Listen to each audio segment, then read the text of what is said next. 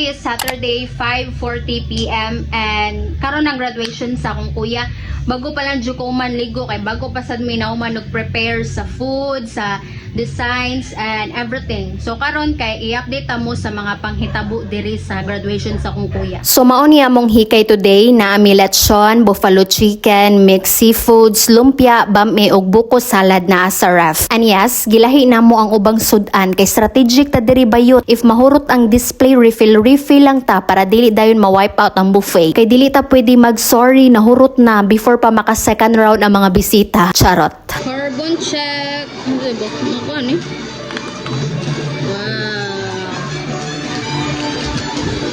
Diha ra, wala pa naka-second round ng mga bisita, nakalima na kadiha. Pero bitaw lami jud kayo ang lechon, crispy outside, juicy inside. Sa mga ganahan mo order, PM lang mo sa page Jikit and Erica's Lechon and Food Packages. So before ang tanan, sugda nato ang celebration og praise and worship to thank God sa iyang guidance, blessings, and for making this celebration possible. After ana, gipa-speak po akong mama ug daddy about nganong nakagraduate akong kuya nga mas daghan pa man ang absent ana kaysa sa attendance. Charot. Pero bitaw sayang, wala ko gipa-speak, daghan ta kog masturya. Salamat din, dati kaya nang mas nakita na ko si mama kay kuyang number 1 na kung nakita ni mama kada naikan mo sana MCT pa. Ang magaway nga na, di ko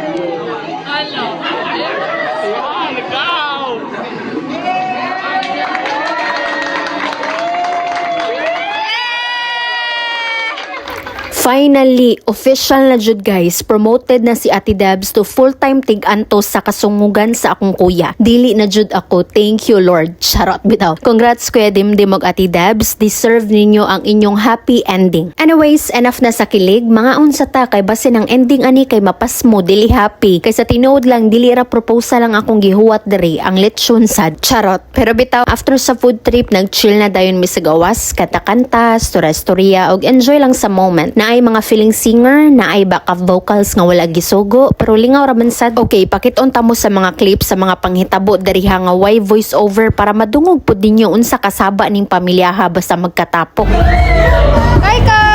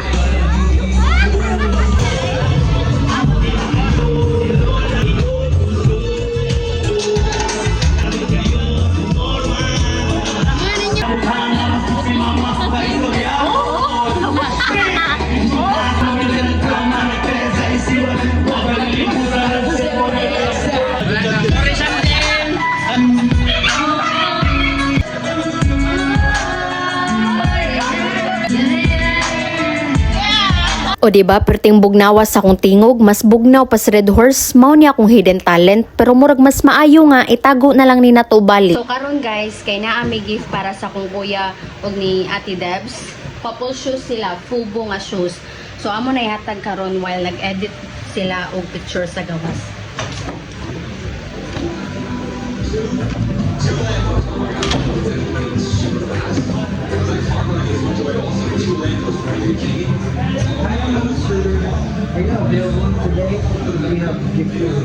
Congrats guys! Happy graduation day and happy engagement day. So thank you kayo sa naghatag kay gisugo rasad mig pahatag ani. Pero thank you gihapon. So mao lang sa natong mini vlog karon. Thank you for today and follow me for more mini vlogs. Good night everyone.